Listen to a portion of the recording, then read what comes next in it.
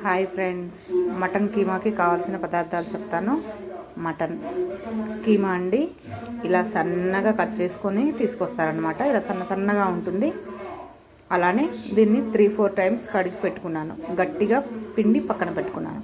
ఇలా stove on చేసి పెట్టుకొని కుక్కర్ పెట్టుకున్నానండి. దాంట్లో ఒక 2 స్పూన్స్ ఆయిల్ వేసాను. అలానే ఒక ఉల్లిపాయ, 2 మిర్చి వేసి వేయించుకున్నాను. ఇప్పుడు మటన్ కీమాని ముందుగా ఉడికించుకుందాం.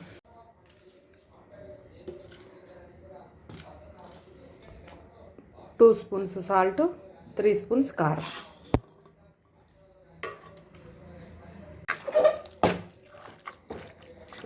ఉప్పు కారం వేసుకున్న తర్వాత ఒక 2 మినిట్స్ ఇలా ఉడికించుకోవాలండి. అలానే ఒక హాఫ్ గ్లాస్ వాటర్ వేసుకొని మూత పెట్టుకొని 3 విజిల్స్ వచ్చేంత వరకు ఉంచుకోవాలి. లవంగ, ధనియాలు, ఒక ఉల్లిపాయ, కొబ్బరి, అల్లం, చిన్న టమోటా, వెల్లుల్లి ఇవన్నీ కలిపి మిక్సీలో పేస్ట్ చేసి పెట్టుకుంటాను. పేస్ట్ చేసుకున్న తర్వాత ఇలా ఉంటుందండి. ముందుగా స్టవ్ ఆన్ చేసుకొని గిన్నె పెట్టుకొని ఒక 2 స్పూన్స్ ఆయిల్ వేసాను. అలానే ముందుగా చేసి పెట్టుకున్న పేస్ట్ కూడా వేస్తున్నాను. నేనే వీడియో తీస్తున్నాను కాబట్టి వెంటనే చూపించలేకపోతున్నాను. అందువల్ల ఇలా ఇప్పుడు ఇది ఒక 10 మినిట్స్ వేగాలి.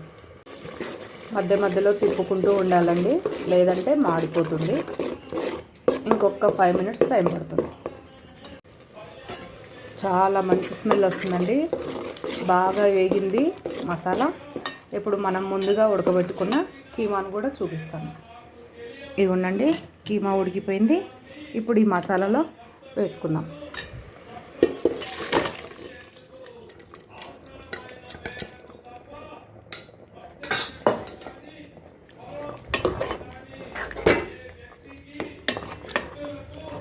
ఒక 10 మినిట్స్ మూత పెట్టుకొని ఉడికించుకుందాం.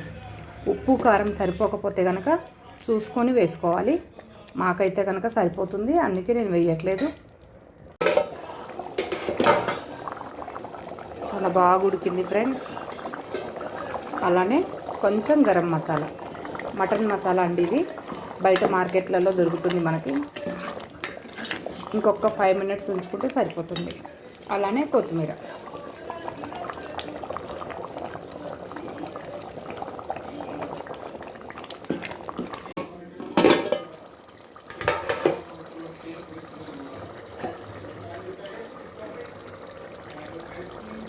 అయిపోయింది ఫ్రెండ్స్. చాలా బాగా కుదిరింది. చపాతీలోకి కానీ, దోశ కానీ, అన్నం కానీ చాలా బాగుంటుంది. మూడిట్లోకి చాలా బాగుంటుంది. నా వీడియో కనుక నచ్చినట్టయితే లైక్ చేయండి, షేర్ చేయండి, సబ్స్క్రైబ్ చేయండి.